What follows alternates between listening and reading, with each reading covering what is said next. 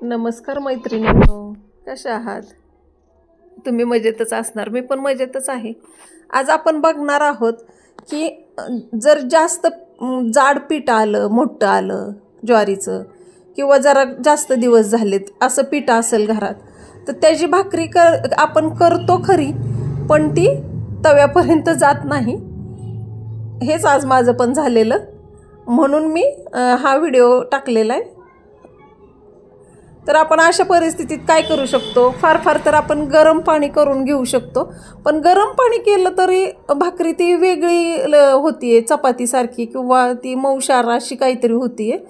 तर त्यासाठी मी तांदळाचं पीठ करून घेतलेलं आहे आणि एका भाकरीला 1 चमचा असं प्रमाण केलेलं आहे त्याचं, आणि ते व्यवस्थित मळून घ्यायचं आहे चांगलं। माझं पीठ मोठं आलेलं आहे, जास्त दिवसाचं नाही आहे, पण ते मोठं आलेलं आहे, तव्यापर्यंत पण भाकरी जायची नाही। मग मी ते केलंय आणि बघा आता आपण बघणारच आहोत की भाकरी कशी होतीये ती।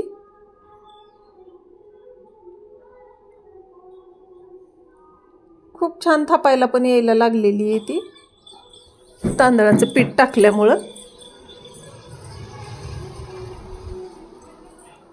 इथे तुम्ही बघू शकताय भाकरी व्यवस्थित थापून झालेली आहे, तव्यापर्यंत पण व्यवस्थित गेली आहे।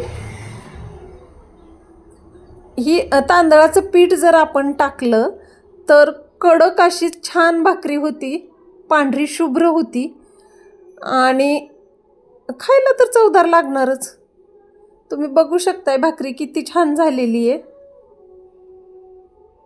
हे दळण मोठं आल्यामुळं माझं दररोजचं हेच होत होतं, म्हणून मी आज ह्याच्यावरती व्हिडिओ काढलेला आहे। आधी मी मिक्सरला तांदूळ बारीक करून घेतले आणि नंतर भाकरी केली, व्हिडिओ काढला। बघू शकताय तुम्ही भाकरी कशी छान झालेली आहे, एकदम फुगलेली आहे। भाकरी फुगतेतच, पण ही खूप छान झालेली आहे। बघू शकताय तुम्ही, पांढरी शुभ्र तर झालीच, बघू शकताय पांढरी शुभ्र तर झालेलीच आहे, पण एकदम पातळ अशी झालेली आहे, जशी आपण दररोज करतो तशा। मी लगोलग दुसरी पण करून घेतलेली आहे, ते बघू शकताय तुम्ही, त्याला पण काहीच प्रॉब्लेम आलेला नाही आहे। मी त्याला पण 1च चमचा पावडर टाकलेली, आणि हे पीठ बघा मी तांदळाचं केलेलं आहे, एकदम मऊ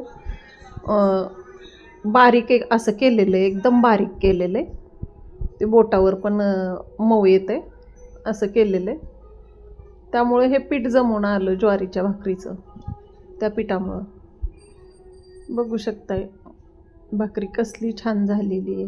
पातळ तर मी खूप पातळ केलेली आहे बघण्यासाठीच।